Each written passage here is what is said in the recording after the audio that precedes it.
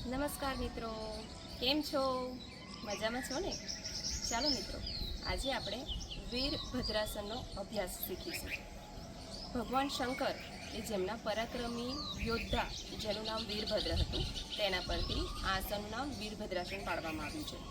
આજે આપણે વીરભદ્રાસન 1 જોઈશું, જેને ઇંગ્લિશમાં વોરિયર પોઝ 1 કહેવામાં આવે છે. તો વીરભદ્રાસન કરવા માટે આપણે સ્થિતિ લઈ લઈશું.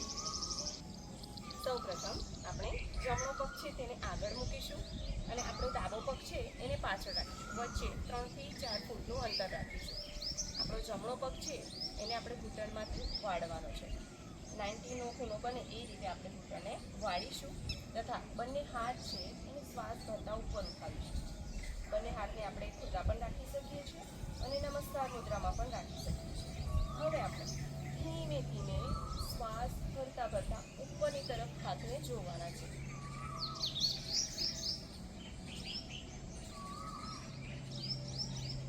20 થી 30 સેકન્ડ માટે આપણે આ આસનમાં રોકાઈશું.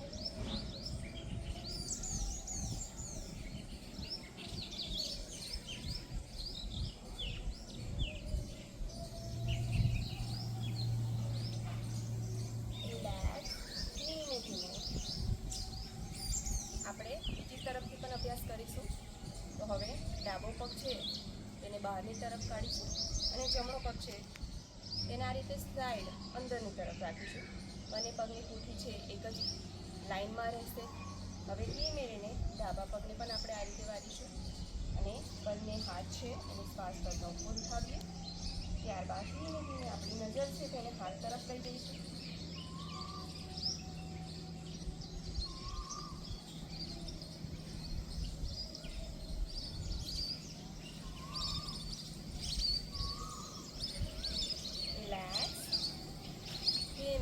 મૂળ સ્થિતિમાં પાછા આવીએ. હવે આપણે વીરભદ્રાસનના લાભ વિશે જાણીશું. તો સૌપ્રથમ તો આ આસન કરવાથી આપણામાં આત્મવિશ્વાસમાં વધારો થાય છે. આપણા શરીરમાં શક્તિ વધે છે. આપણા કમરનો નીચેનો ભાગ છે તે અને આપણા ખભા છે, છાતી છે તેમાં બળ મળે છે તથા તે ખુલ્લા થાય છે અને આપણા પગ મજબૂત બને છે. વીરભદ્રાસન છે એ આપણા મનની શક્તિ માટે અને આત્મવિશ્વાસ માટે ખૂબ જ ઉપયોગી છે. તો ચાલો મિત્રો, વીરભદ્રાસનનો અભ્યાસ આપણે કરતા રહીશું. નમસ્કાર, ધન્યવાદ, આભાર.